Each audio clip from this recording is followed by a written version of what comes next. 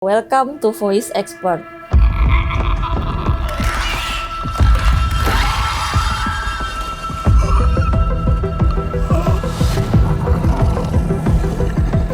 Saya kebetulan seorang dokter yang mendalami herbal dan juga termasuk di dalamnya bahan-bahan alam termasuk jamur. Akhir-akhir ini kita cukup dihebohkan dengan serial yang sedang populer, yaitu serial The Last of Us.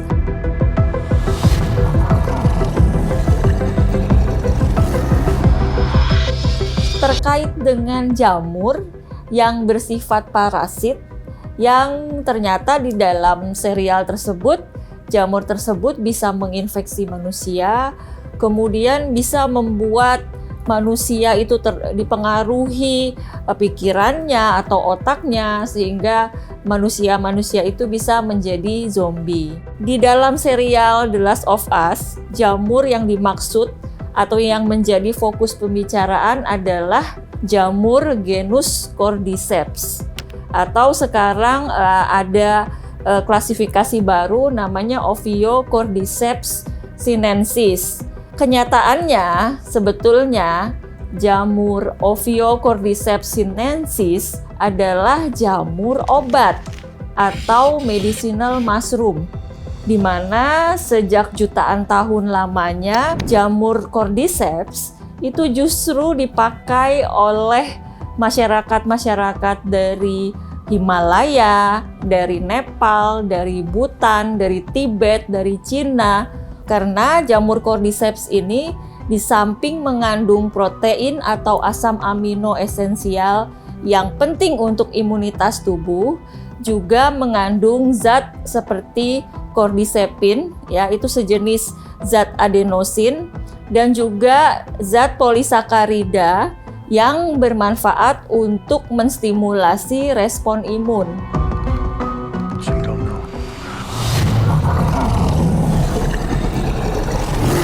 Perlu saya sampaikan juga fakta lainnya yang sebetulnya ada kemiripan dengan The Last of Us, bahwa jamur Cordyceps ini menjadi parasit atau menginfeksi serangga. Jadi bukan menginfeksi manusia ya, tapi menginfeksi serangga. Cuma kalau di Last of Us itu semut, tapi yang umumnya itu pada caterpillar atau ulat. Nah, dia begitu masuk ke dalam tubuh serangga, maka jamur Cordyceps ini bisa memakan isi di dalam tubuh serangga tersebut. Kemudian lama-lama habis sampai menembus kepala dari serangga, sehingga kepalanya jamur Cordyceps itu muncul di atas kepalanya si serangga ya. Lama-lama ya serangganya mati. Ada juga para penonton serial The Last of Us itu menghubungkan Cordyceps ini dengan magic mushroom. Mungkin karena melihat dampaknya ya, di mana di film atau serial The Last of Us, si Cordyceps ini bisa membuat manusia-manusia ini menjadi zombie, atau artinya manusia-manusia ini terpengaruh otaknya, pikirannya, begitu ya.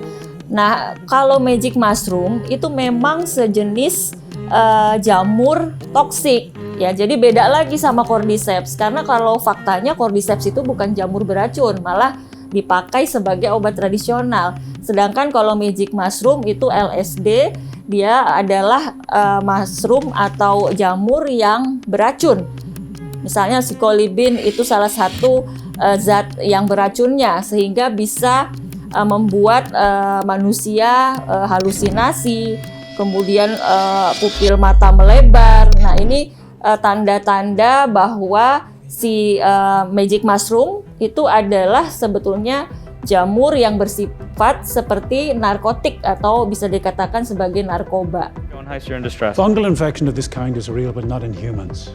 True, fungi cannot survive if its host's internal temperature is over 94 degrees. And currently there are no reasons for fungi to evolve to be able to withstand higher temperatures. But what if that were to change? What if, for instance, the world were to get slightly warmer? Well, now there is reason to evolve. Misalnya ada pertanyaan, mungkin nggak sih si jamur cordyceps ini juga bisa menginfeksi manusia? Nah, sebetulnya kalau dengan melihat kondisi saat ini, hal itu tidak mungkin ya, karena memang saat ini dia hanya menjadi parasit atau menumpang hidup pada serangga.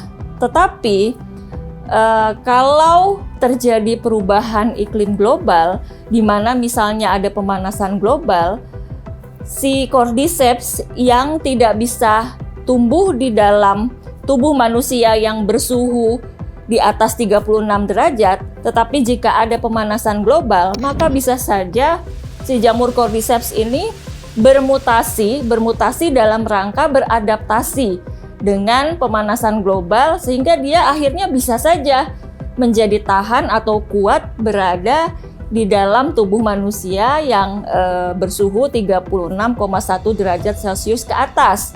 Tetapi proses mutasi umumnya berjalan selama puluhan tahun atau bahkan bisa ratusan tahun. Di alam semesta ini ternyata jamur itu sudah lama ya kita bisa temukan sejak miliaran tahun lamanya. Ini sudah terbukti karena ada penemuan fosil dari jamur. Nah, jamur itu memang banyak yang bersifat sebagai parasit. Jadi umumnya dia menumpang hidup pada hewan dan juga bisa pada manusia. Tetapi ini semua tergantung kecocokan dari karakteristik setiap jenis jamur terhadap si induk atau inang yang ditempatinya atau ditumpanginya.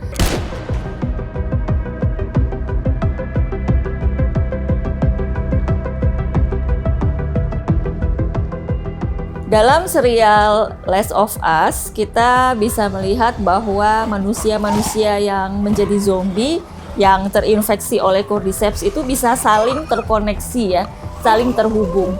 Nah, faktanya apakah demikian? Kalau faktanya, kalau di manusia tentu kita tidak tahu ya, karena kan belum pernah ada jamur cordyceps yang bisa menginfeksi manusia.